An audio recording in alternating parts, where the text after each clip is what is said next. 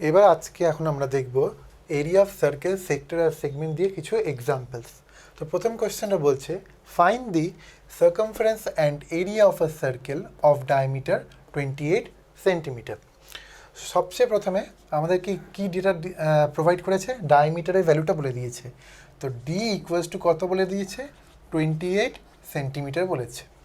এবার আমরা বললাম যে ডায়ামিটার কি হয়, টোয়াইস দ্য রেডিয়াস। তাহলে আমরা এখান থেকে প্রথমে কি করতে হবে, রেডিয়াসের ভ্যালুটা বার করতে হবে। আমরা জানি D equals to 2r implies R কত হবে, d/2, যেটা হবে 28/2 ইকুয়ালস টু 14 সেন্টিমিটার। তাহলে আমরা রেডিয়াস পেয়ে গেলাম। এবার রেডিয়াসের ভ্যালুর উপরেই ডিপেন্ড করছে circumference and area of a circle. কারণ সার্কামফারেন্সের ফর্মুলা কী ছিল, 2πr, আর এরিয়া কী ছিল, πr স্কোয়ার। দুটোই আর এর উপরে ডিপেন্ডেন্ট। তো আমরা ওই জন্যই আরটা এখানে বার করলাম। ঠিক আছে, তোমরা আরটা না বার করে ডি এর উপরে করতে পারতে, তাহলে তোমাকে ফর্মুলাটায় ডি এর উপরে কনভার্ট করে লিখতে হতো। ঠিক আছে, তো therefore এবার আমরা লিখতে পারি circumference C equals to 2πr which equals to 2 into পায়ের ভ্যালুটা আমরা এখানে ডেসিমেল নেব না, ক্যালকুলেশনে ইজির জন্য। যদি কোনো কোয়েশ্চেনে মেনশন করা থাকে টেক পাই ইকুয়ালস টু 3.14, তাহলেই করবে, নাহলে কিন্তু পায়ের যে নর্মাল ভ্যালু 22/7 এটাই নেবে। অনেক সময় কি হয়, ক্যালকুলেশনে এটা কাটাকুটি করতে অনেক ইজি হয়ে যায়। ঠিক আছে, তো 2 into 22/7 ইন্টু আর কত বলেছে 14। দেখো এখানে ইজিলি ক্যান্সেলেশন হয়ে যাচ্ছে। যদি এখানে আমরা 3.14 নিতাম তাহলে ক্যান্সেলেশন করতে অনেক প্রবলেম হতো, মানে ক্যালকুলেশনটা একটু বড় হয়ে যেত, ডেসিমেলে আসতো। ঠিক আছে, তো 7 1 7 2, 22 যা কত হচ্ছে 44, 44 2 যা 88। তাহলে সার্কামফারেন্স কত বেরোলো, 88 সেন্টিমিটার।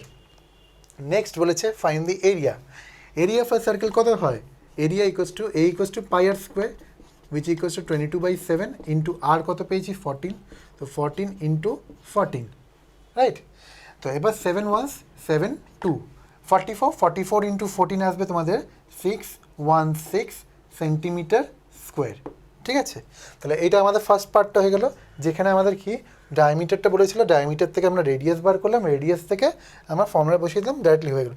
ইন কেস তোমরা যদি মানে রেডিয়াসের ভ্যালু না বার করতে চাইছিলে, ডায়ামিটার দিয়ে প্রসিড করতে চাইছিলে, কোনো অসুবিধা ছিল না। তাহলে তোমাদের কী করতে হতো, এই যে ফর্মুলাগুলো ছিল, যেমন সার্কামফারেন্সের ফর্মুলা কি 2πr, তাই 2πrটাকে তোমাকে লিখতে হতো, মানে আরটাকে কনভার্ট করতে হতো ইন টার্মস অফ ডায়ামিটার। তাহলে এটা আরটা কী লিখতাম, 2π, আর এর জায়গায় কী লিখতে হতো, আমরা আর লিখেছি ডি ইকুয়ালস টু 2r, তাহলে আর ইকুয়ালস টু d/2, তাহলে আর এর জায়গায় লিখতে হতো d/2, মানে ফর্মুলাটা হয়ে যেত πd।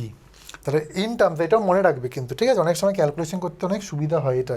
আমরা এখানে মানে সার্কামফারেন্স ডায়ামিটার থেকে রেডিয়াসে কনভার্ট করলাম, দিয়ে সার্কামফারেন্সের ফর্মুলা, ডাইরেক্টলি যদি এই ফর্মুলাটা মনে থাকতো তাহলে আমরা ডাইরেক্টলি πd করলেও আমরা ডাইরেক্টলি পেয়ে যেতাম আমাদের সার্কামফারেন্স। ঠিক আছে, সিমিলারলি এরিয়ার জায়গায় আর এর জায়গায় d/2 বসাবে, d/2 বসালে কত আসবে আমাদের πd²/4 আসবে ফর্মুলাটা। ঠিক আছে, তো তোমরা এই মানে ডায়ামিটার দিয়েও সার্কামফারেন্স বার করতে পারো, as well as area radius দিয়েও সার্কামফারেন্স বার করো, মানে ভাইস ভার্সা। ঠিক আছে, নেক্সট কোয়েশ্চেন দেখো, বলছে a steel wire when bent in the form of a square encloses an area of 121 centimetre square.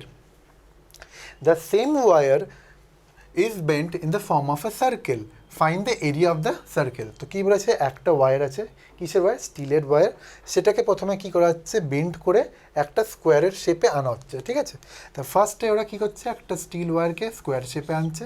ধরে নাও এই স্কোয়ার শেপের এরিয়াটা ওরা বলে দিয়েছে কত, 121 সেন্টিমিটার স্কোয়ার। এবার বলছে আবার তারটাকে, মানে যেটা স্কোয়ার শেপে ডিজাইন করেছিল ওটাকে আবার সোজা করে, মানে আবার একটা সার্কেল ওই সেম ওয়্যার দিয়ে একটা সার্কেল ডিজাইন করলো। ঠিক আছে, তো এবার আমাদেরকে বার করতে পারছে এইটার তাহলে এরিয়া কত হবে।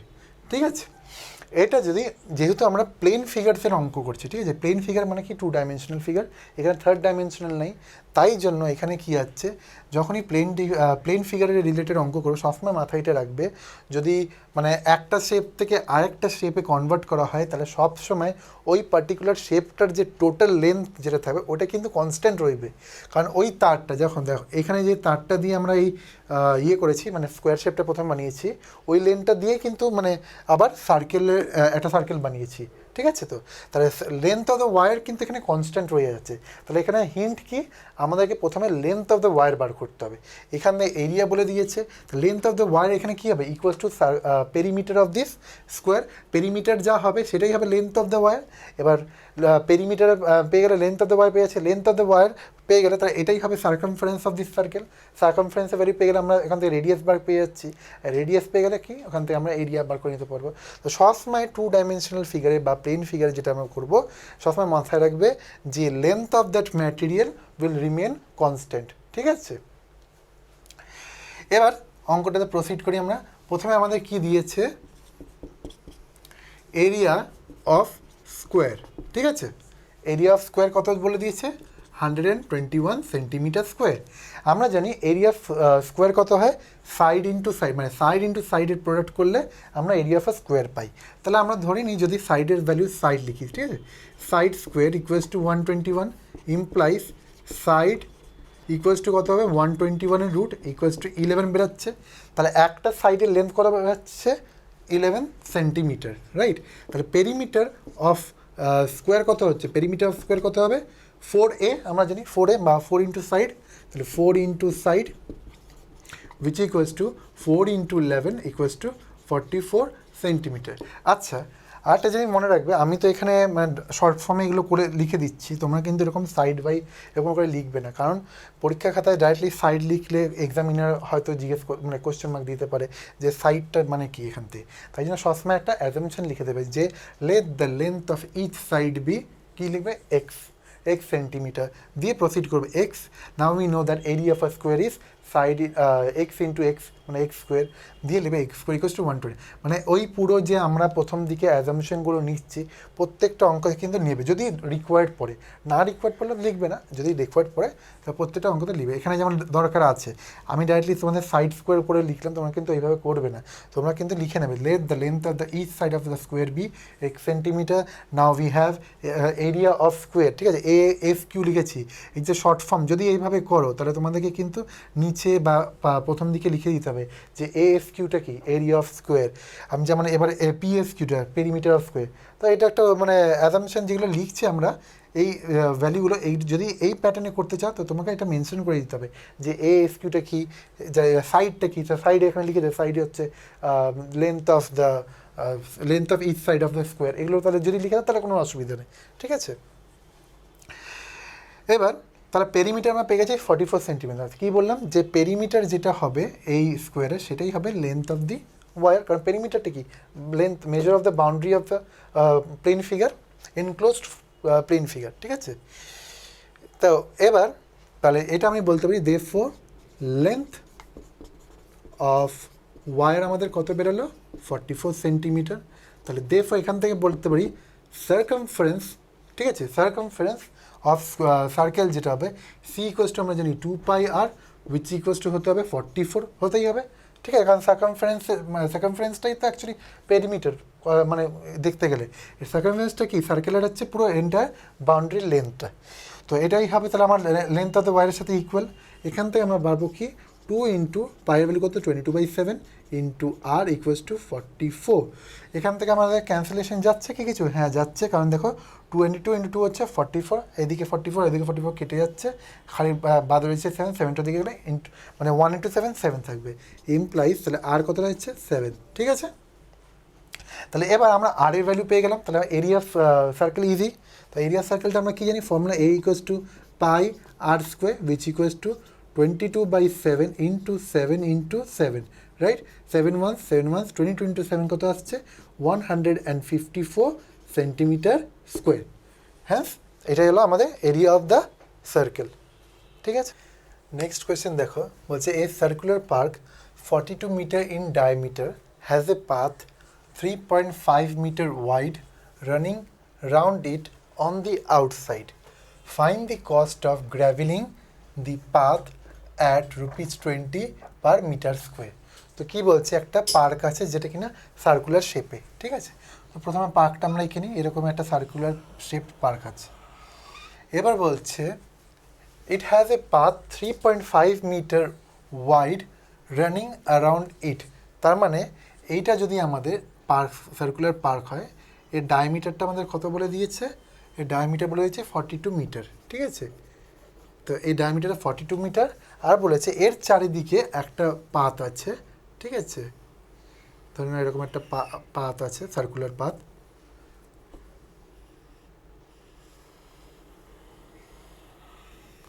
যেটা কিনা কত উইথ আছে এর, 3.5 মিটার, ঠিক আছে। এটা উইথ হচ্ছে 3.5 মিটার ওয়াইড চারিদিকে, যে কোনো দিক থেকে তোমরা উইথটা নয়, এটাও 3.5 হবে, এটাকেও 3.5 মিটার হতে হবে, ঠিক আছে। তো আমাদেরকে বার করতে বলেছে যে find the cost of gravelling the path at ₹20 per metre square. তো এই যে পাথটা আছে, সার্কুলার পাথটা, ঠিক আছে, যেটা আমরা এখন দাগ দিয়ে এরা হাইলাইট করছি এটা। তো এই পাথটা সার্কুলার ট্র্যাক যেটা আছে, এটাকে আমাকে এর পার মিটার স্কোয়ারে বলছে 20 রুপিস লাগছে এই গ্র্যাভেলিং করতে। তাহলে পুরো এরিয়াটাকে গ্র্যাভেলিং করতে গেলে কত টাকা লাগবে এটা বার করতে। এরকম টাইপের অঙ্ক আমরা চ্যাপ্টার 15-এ একটা করেছিলাম, যেখানে কী ছিল, একটা প্লাস সেপ্টের আমাদের একটা পাথ ছিল, ঠিক আছে। এখানেও এটা জাস্ট পাথটা চেঞ্জ হয়ে গেছে, সার্কুলার। তো সবচেয়ে প্রথমে আমাদেরকে কী বার করতে হবে, এইটাকে বার করতে গেলে সার্কুলার যে ট্র্যাকের এরিয়া, আমরা জানি কি সার্কুলার ট্র্যাকটার এরিয়া, এটা আমরা ফর্মুলা যেটা দেখেছিলাম যে এরিয়া অফ রিং যদি বার করে নিই, তাহলে area of this circular track বার করে নেবো। কিন্তু এরিয়া অফ রিং বার করতে গেলে আমাকে কী রাখবে, ক্যাপিটাল আর আর স্মল আর, মানে area of this outer circle আর area of this inner circle, ঠিক আছে। তো সবচেয়ে প্রথমে লিখতে হবে যে গিভেন এরিয়া, এরিয়া না, ডায়ামিটার, ঠিক আছে। ডায়ামিটার বা সবচেয়ে ভালো হবে লেখো, হ্যাঁ diameter. Given diameter of park equals to কত বলেছে, 42 মিটার। Therefore radius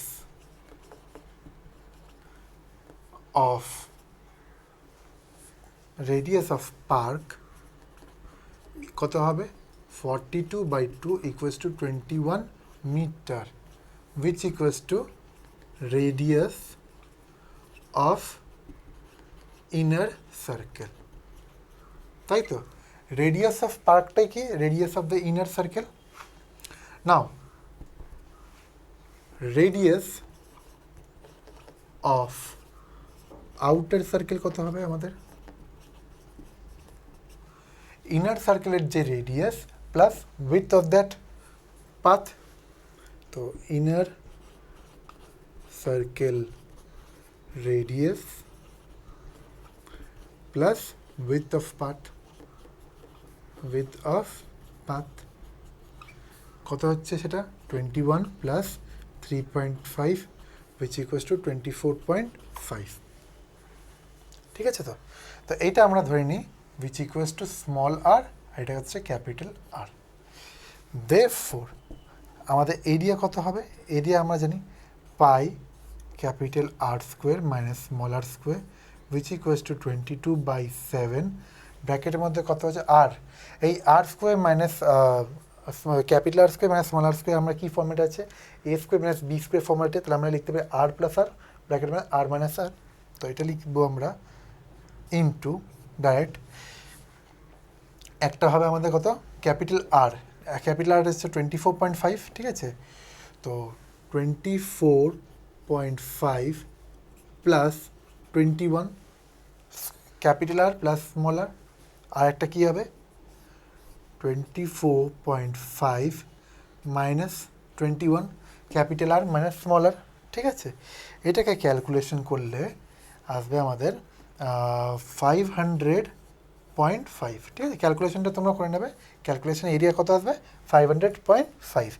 এবার তাহলে আমরা এরিয়াটা পেয়ে গেলাম কি সার্কুলার ট্র্যাকের, কিন্তু আমাদেরকে বলেছে find the cost of gravelling this circular track. যদি 1 মিটার স্কোয়ারের কস্ট যদি ₹20 হয়, তাহলে therefore কস্ট অফ গ্র্যাভেলিং কত হবে,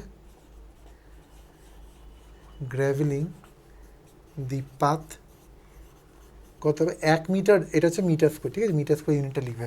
তো 1 মিটার স্কোয়ার যদি হচ্ছে 20 রুপিস হয়, তাহলে 500.5 মিটার স্কোয়ার কত হবে ইন্টু, তাহলে 500.5 ইন্টু 20 হবে উইচ ইকুয়ালস টু রুপিস, এখান থেকে একটা জিরো পয়েন্ট শিফট হয়ে যাবে, তাহলে এখানে এখানে পড়ে থাকবে টু, তা 5005 ইন্টু 2, যেটা হবে আমাদের 10010, মানে 10,010 রুপিস।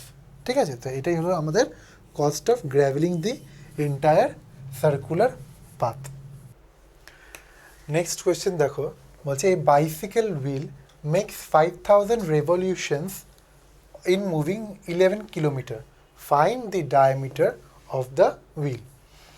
তো আমরা পড়েছিলাম, এটা কি কোন সেকশনে পড়ছে, রেভলিউশনসের মধ্যে, ঠিক আছে, রোটেশন আর রেভলিউশনের মধ্যে কি পড়েছিলাম যে নাম্বার দ্য ডায়ামিটার মানে number of revolutions in 1 minute কত ছিল, distance covered by the wheel in 1 minute divide by circumference, আর কি ছিল যে distance moved by a wheel in 1 revolution কত ছিল, সেটা আমাকে বার এখান থেকে ওইটাই বার করতে হবে। দেখো ফার্স্ট আমাদের কী বলেছে যে 5000 রেভলিউশন মুভ করছে 11 কিলোমিটারে, ঠিক আছে, তাহলে যদি 5000 ফর্মুলা যদি না মনে থাকে এইভাবেও করতে পারো, আমরা উইদাউট ফর্মুলা তোমাদেরকে আগে দেখাচ্ছি, ঠিক আছে।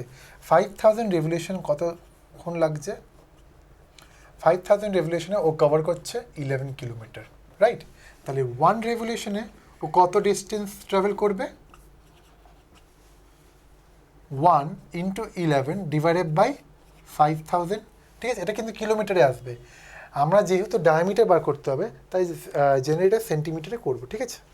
তো এটাকে 5000 কিলোমিটার যেটা আছে, ঠিক আছে, 11 কিলোমিটার, কিলোমিটারটা কী করতে হবে আমাদেরকে সেন্টিমিটার ট্রান্সফার করতে হবে। তো 1 কিলোমিটার ইকুয়ালস টু 1000 মিটার, তাহলে ইন্টু 1000 লিখবো আমরা প্রথমে, আর 1 মিটার ইকুয়ালস টু কত সেন্টিমিটার, 100 মিটার, তাহলে ইন্টু 100, তাহলে টোটাল ডিস্টেন্স ট্রাভেল কত হচ্ছে দেখো, এখান থেকে 3টা জিরো কেটে যাচ্ছে, এখান থেকে 3টে জিরো, 5 ওয়ান্স, আর এখান থেকে 5 20, রাইট। তো পরে রইল এখানে কত 11 ইন্টু 20 মানে হচ্ছে 220 সেন্টিমিটার, ঠিক আছে, তাহলে এক রেভলিউশনে ও কতটা ডিস্টেন্স কভার করছে 220 সেন্টিমিটার, যেটা হচ্ছে কি ইকুয়ালস টু দ্য সার্কামফারেন্স, কারণ distance moved by a wheel in 1 revolution হচ্ছে সার্কামফারেন্স অফ দ্য হুইল, তাহলে এটাই হচ্ছে আমাদের সার্কামফারেন্স, ইকুয়ালস টু সার্কামফারেন্স, ঠিক আছে, সার্কামফারেন্স অফ কি অফ হুইল। কিন্তু আমাদের বার করতে পারছে ডায়ামিটার, তা দেরফোর আমরা জানি এবার 2πr ইকুয়ালস টু কত হবে 220, অর্থাৎ এটাই তো হবে, তো আর কত হবে, তা 2 into 22/7 into r equals to 220, এখান থেকে আমরা বলতে পারি ইমপ্লাইজ আর ইকুয়ালস টু কত হবে 220 ইন্টু 7 ডিভাইডেড বাই 22 ইন্টু 2, ঠিক আছে, এটাই তো থাকছে, এখান থেকে ক্যান্সেলেশন করলে কত হচ্ছে 22 ওয়ান্স, 22 10, 2 ওয়ান্স, 2 5, তা আর বেরোচ্ছে আমাদের কত 35 সেন্টিমিটার, ঠিক আছে, রেডিয়াস বেরোচ্ছে 35 সেন্টিমিটার, হেন্স আমাদের ডায়ামিটার কত হবে, দেরফোর ডায়ামিটার ইকুয়ালস টু কত হয় 2r which equals two 70 centimetre, তাহলে আমাদের ডায়ামিটার অফ দ্য হুইল কত বেরোলো 70 সেন্টিমিটার। নেক্সট বলছে কি the diameter of each wheel of a bus is 140 centimetre.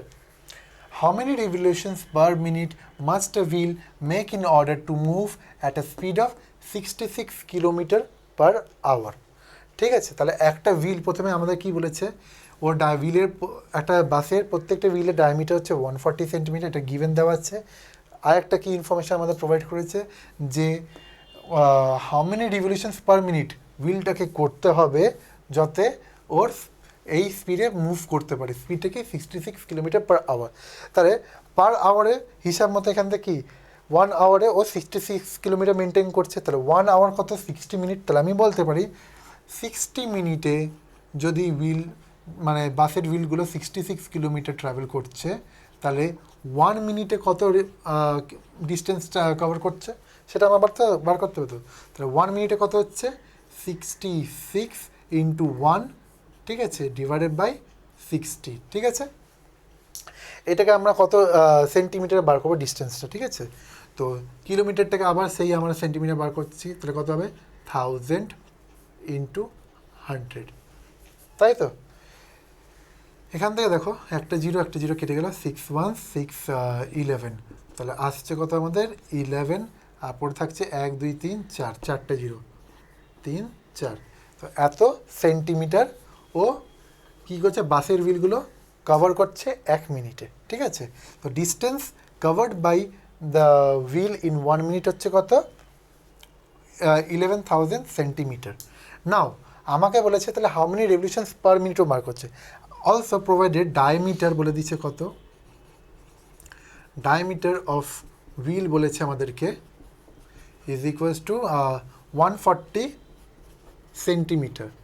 তাহলে ডায়ামিটার যদি এটা হয় তাহলে সার্কামফারেন্স কত হবে, সার্কামফারেন্স হচ্ছে পাই ডি হবে, কারণ সার্কামফারেন্স ফর্ম কি 2 পাই আর, আর এর জায়গায় আমি যদি রিপ্লেস করি ডায়ামিটার তাহলে সেটা হবে পাই ডি, তাহলে উইচ ইকুয়ালস টু 22/7 ইন্টু 140, 7 1 7 কত যাচ্ছে 20, উইচ ইকুয়ালস টু 22 ইন্টু 2 হচ্ছে 44, 440 সেন্টিমিটার, ঠিক আছে? তাহলে আমাদের সার্কামফারেন্স কত বলছে 440 সেন্টিমিটার। নাও আমরা জানি নাম্বার অফ রেভলিউশনস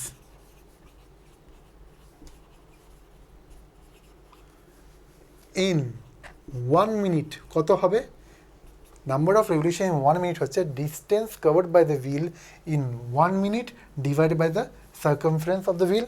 তো distance covered by the wheel in 1 minute কত হচ্ছে 1 1 ট্রিপল চারটে জিরো ডিভাইডেড বাই 44 440, ঠিক আছে?